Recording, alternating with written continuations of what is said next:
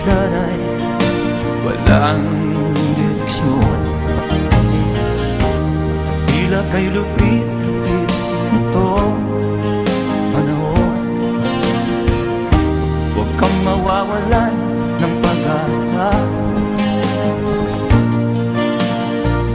kailanman ay di nag-iisa.